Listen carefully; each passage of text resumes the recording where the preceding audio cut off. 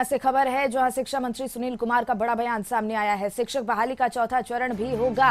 तीसरे फेज की ज्वाइनिंग और परिणाम के बाद चौथा चरण दिव्यांग छात्रों के लिए भी शिक्षकों की बहाली होगी। गेस्ट टीचर्स और फिजिकल टीचर्स का विभाग विचार करने वाला है। तो ये जानकारी आपके सामने पटना से शिक्षा मंत्री सुनील कुमार का ये बड़ा बयान सामने आया है। शिक्षक बहाली का चौथा चरण भी होगा। तीसरे फेज की ज्वाइनिंग और परिणाम के बाद चौथा चरण होगा। दिव्यांग छात्रों के लिए भी शिक्षकों की बहाली होगी और गेस्ट टीचर्स और फिजिकल टीचर्स का विभाग विचार करेगा। हम लोगों ने कहा कि अतिशीघ्र इसको कर लेने के लिए, क्योंकि अभी काउंसलिंग भी मेरे ख्याल से 20 के जस्ट बाद प्रधानाध्यापकों का और प्रधान शिक्षकों का जो 12-13 दिसंबर को होने वाला था, उसकी तिथि आगे बढ़ाई गई है क्योंकि उस दिन शायद बीपीएससी की परीक्षा थी, तो वो हो जाएगा उसके मेरे ख्याल से बाद। तो डेट तो बोर्ड तय करता है। तो फिजिकल टीचर्स के बारे में अभी भी मिले हैं, ऐसे और भी टीचर्स हैं जैसे कि अनुकंपा के जो भी केसेस थे पेंडिंग, करीब 6421 केसेस का हम लोगों ने उसका नौकरी का प्रावधान किया है। कैबिनेट गए थे हम लोग, तो उनका पहला हक बनता है, तो उनका हम लोग सहायक के रूप में उनकी पोस्टिंग भी करने वाले हैं। प्रीतम, इसी पर और ज्यादा जानकारी लिए हमारे सहयोगी जुड़ गए हैं। प्रीतम, शिक्षा मंत्री सुनील कुमार का ये बड़ा बयान सामने आया है। शिक्षक बहाली का चौथा चरण भी होने वाला है और इसके अलावा अगर फिजिकल टीचर्स की बात की जाए, गेस्ट टीचर्स की बात की जाए, तो उस पर भी उन्होंने कहा कि विभाग विचार करेगा।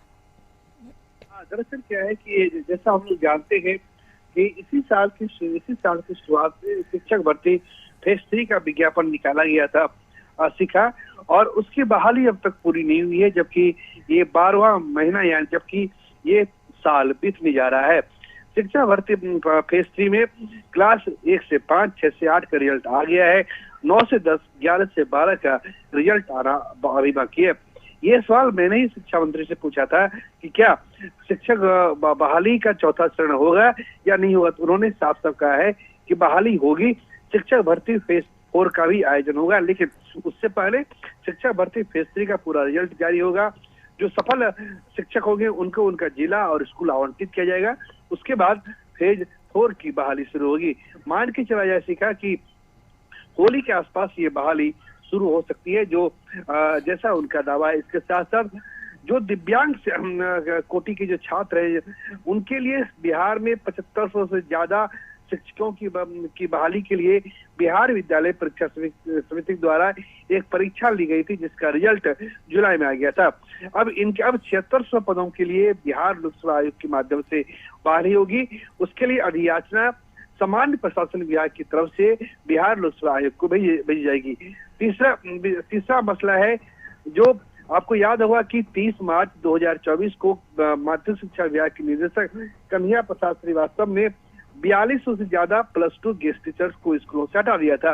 आज ऐसे पीड़ित अभ्यर्थियों ने भी शिक्षा मंत्री से मुलाकात की थी।